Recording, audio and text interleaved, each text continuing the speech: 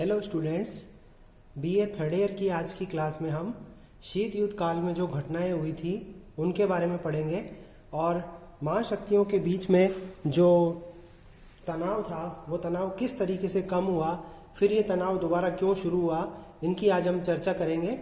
कल हमने शीत युद्ध के कारण पढ़े थे और इसके अलावा शीत युद्ध काल में कुछ घटनाओं के बारे में हमने पढ़ा था। तो आज हम इसी क्रम में थोड़ा सा और आगे बढ़ते हुए हम आपको बताते हैं। पहले मैंने आपको बताया था ट्रूमैन सिद्धांत के बारे में। यूनान, टर्की और ईरान को सैनिक आर्थिक सहायता दी गई थी। इसके अलावा मैंने मार्शल योजना के बारे में आपको बताया था कि मार्शल योजना में पश्चिमी यूरोप के गरीब निर्धन देशों को सैनिक आर्थिक सहायता 1948 से 1952 के काल में दी गई थी। फिर मैंने आपको आइजनहोवर सिद्धांत के बारे में बताया था, आइजनहोवर सिद्धांत, और मैंने ये कहा था कि अमेरिकी विदेश नीति में उग्रता का प्रतीक है आइजनहोवर सिद्धांत। इसके अलावा मैंने आपको U2 विमान कांड के बारे में बताया था, जिसमें U2 विमान कांड, जिसमें U2 विमान एक जासूसी विमान था जो कि सोवियत सीमाओं में घुसकर अमेरिका के द्वारा उसकी जासूसी करवाई जा रही थी। और उस समय जो राष्ट्राध्यक्ष थे आइजनहोवर, उन्होंने कहा था कि सोवियत संघ में जो सामरिक गतिविधियां इतनी संदिग्ध होती हैं कि उसका पता लगाने के लिए अमेरिका इस तरह की कार्रवाइयां करता है और हमेशा करता रहेगा। इस तरह की बात मैंने आपसे कही थी। इसके बाद में एक और जो समस्या थी जिसने कि तीसरे विश्व युद्ध का रूप ले लिया, वो थी क्यूबा संकट। क्यूबा संकट 1962 का है।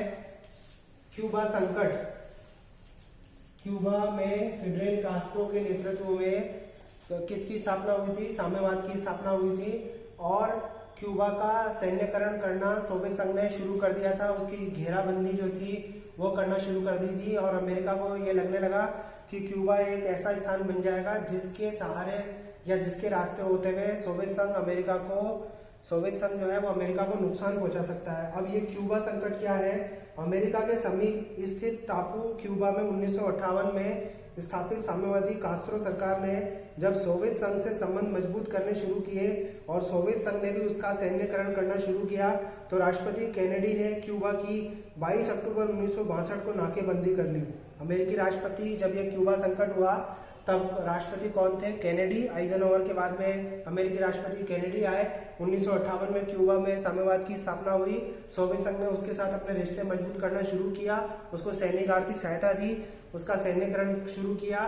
तो जब अमेरिका को संकट लगा कि सोवियत संघ कभी भी उसको नुकसान पहुंचा सकता है, तो उसने भी कब नाकेबंदी कर ली? 22 अक्टूबर 1962 को उसने नाकेबंदी कर ली क्यूबा की। 22 अक्टूबर 1962 को उसने भी नाकेबंदी कर ली और दोनों तरफ से युद्ध के बादल जो थे वो मंडराने लगे। क्यूबा संकट कभी भी तीसरे विश्व युद्ध में बदल सकता था।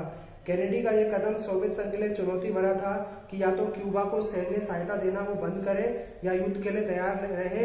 लेकिन तत्कालीन प्रधानमंत्री क्रुश्चेव ने दूरदर्शिता का परिचय देते हुए क्यूबा से सैन्य अड्डे समाप्त करना शुरू कर दिया। तो किन किन की सूझबूझ से? एक तो हो गया क्रुश्चेव, एक कौन हो गया? क्रुश्चेव, और दूसरे कौन हो गए? केनेडी। एक क्रुश्चेव और एक केनेडी। इन दो व्यक्तियों की सूझबूझ से क्या हो गया? क्यूबा संकट टल गया। क्रुश्चेव ने जब ये देखा कि तीसरा विश्व युद्ध छिड़ सकता है, तो उसने क्यूबा की जो नाकेबंदी करी थी या उसका सैन्यकरण किया था या उसको सैनिक आर्थिक सहायता दी थी, वो सैनिक आर्थिक सहायता देना बंद कर दिया। और दूसरी तरफ से केनेडी ने भी अपनी जो नाकेबंदी की थी क्यूबा की ओर से, उसको उन्होंने हटा लिया और क्यूबा संकट तीसरे विश्व युद्ध में बदलने से बच गया। और क्यूबा, फिडेल कास्ट्रो, आज वर्तमान में वहां पर उनके भाई राउल कास्ट्रो जो है वो सत्ता में है, लेकिन आज भी क्यूबा में साम्यवाद जो है वो बराबर बना हुआ है। तो इसके बाद जब हम देखते हैं तो एक ऐसा काल हमें देखने को मिलता है जिसको अपन बोलते हैं तनाव शैथिल्य का काल या दिदांत का काल, जिसकी चर्चा हम करेंगे। दिदांत का मतलब है कि दोनों महाशक्तियों के बीच में जो तनाव था, वो तनाव जो था वो धीरे धीरे कम होने लगा। पूर्वी यूरोप का सैन्यकरण सोवियत संघ ने किया था और पश्चिमी यूरोप का सैन्यकरण अमेरिका ने किया था। पूर्वी यूरोप की तरफ से कौन सी सैनिक संधि की गई थी? वार्सा सैनिक संधि जो थी वो की गई थी। और पश्चिमी यूरोप की तरफ से नाटो सैनिक संधि, नॉर्थ अटलांटिक ट्रीटी ऑर्गेनाइजेशन सैन्य संधि जो थी वो की गई थी। और इसके अलावा पूर्वी यूरोप का सैन्यकरण और उसका साम्यवाद पूरी तरह से वहां पर बिठाना किसने स्थापित किया? सोवियत संघ ने। और इधर अमेरिका ने पश्चिमी यूरोप का सैन्यकरण किया, सैनिक आर्थिक सहायता दी, अपने सैन्य अड्डे स्थापित किए वहां पर। लेकिन जब ये दिदांत का काल स्थापित हुआ या तनाव कम होने लगा, जैसे कि हमने देखा कि हमें दिदांत के लक्षण तो उसी समय देखने को मिले थे जब क्रुश्चेव और कैनेडी ने समझदारी दिखाते हुए क्यूबा संकट को तीसरे विश्व युद्ध में बदलने से टाल दिया था। इस काल में बहुत सारी आणविक परीक्षणों को रोकने से संबंधित संधियां की गई। 1963, 1966 में बाह्य आकाश संधि, फिर उसके बाद में एनपीटी का प्रारूप जो था वो तैयार हुआ और उसमें एक ऐसा प्रावधान था जिसमें यह कहा गया कि संभावित परमाणु शक्ति संपन्न होने वाले राष्ट्रों की शक्ति को रोकने के उद्देश्य से ये एनपीटी का प्रारूप जो था वो तैयार किया गया। इसमें एक धारा थी जिसमें कहा गया कि 25 साल बाद इसको लागू रखना है या नहीं रखना, इसके लिए एक सम्मेलन जो है वो न्यूयॉर्क में बुलाया जाएगा। तो 1995 में संभावित सम्मेलन था और ये संधि जो थी वो 1970 ईस्वी से लागू की गई। लेकिन यह क्या थी? दोषपूर्ण संधि थी और इसके द्वारा केवल ऐसे परमाणु विकल्पों को रोकने की कोशिश की गई थी जो भविष्य में परमाणु शक्ति संपन्न बन सकते थे। भारत ने इसका विरोध किया, पाकिस्तान ने विरोध किया, इजराइल और दूसरी तरफ जो अरब राष्ट्र थे उन्होंने इसका विरोध किया, उत्तर कोरिया ने इसका विरोध किया। तो हम ये देखते हैं कि इस काल में एक तो हथियारों की जो होड़ थी, परमाणु हथियारों का जो जमावड़ा था वो कम हुआ, सैन्यकरण जो था वो रुका, निशस्त्रीकरण की ओर बढ़े, शस्त्र नियंत्रण की ओर बढ़े।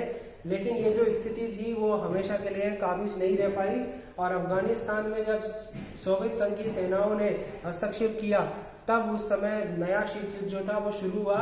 लेकिन इस बीच में 1969 से 1972 के बीच में 1969 से 1972 ईस्वी में साल्ट वार्ताएं हेलसिंकी और वियना में आयोजित की गई, जिसमें सामरिक हथियारों में कटौती करने के लिए दोनों महाशक्तियां जो थी वो तैयार हो गई। हेलसिंकी और वियना में साल्ट वार्ताएं हुई, साल्ट फर्स्ट संधि इसको हेलसिंकी और वियना में इस तरह की वार्ताएं हुई। दोनों महाशक्तियां सामरिक हथियारों में और दूसरे तरह के हथियारों में कटौती करने के लिए तैयार हो गई। तो साल्ट फर्स्ट संधि जो थी वो भी दिदांत के काल का एक महत्वपूर्ण लक्षण जो है वो कही जा सकती है। अफगानिस्तान एक ऐसा मध्य पूर्व एशिया का एक ऐसा देश है जो समस्त विश्व को जोड़ता है। तो इसलिए इस एरिया के ऊपर ऐसा कहते हैं कि जिसका भी अधिकार होता है वो दुनिया की महाशक्ति होता है। हमने देखा कि जब सोवियत संघ ने अफगानिस्तान के ऊपर अपना अधिकार कर लिया तो अमेरिका चाहते हुए भी सोवियत संघ के प्रभाव को अफगानिस्तान में से समाप्त नहीं करवा पाया। लेकिन जब मिखाइल गोर्बाचोव की सरकार आई 1985 ईस्वी में तो उसने क्या किया? सोवियत संघ की मजबूरियों को समझते हुए, आर्थिक संकट को देखते हुए, बढ़ती हुई बेरोजगारी और बढ़ती हुई कीमतों को देखते हुए, जनता के आक्रोश को और उसकी हताशा को देखते हुए उन्होंने क्या किया? ग्लासनोस्ट और पेरेस्ट्रोइका की नीतियां अपनाई और उनके प्रयासों के परिणाम स्वरूप हमने देखा कि जर्मनी का आर्थिक एकीकरण हुआ, जर्मनी का राजनीतिक एकीकरण हुआ और लास्ट में जाकर हमने देखा कि सोवियत संघ का क्या हो गया? पूरी तरह से विभाजन हो गया 26 दिसंबर 1991 ईस्वी को। और हमने ये पाया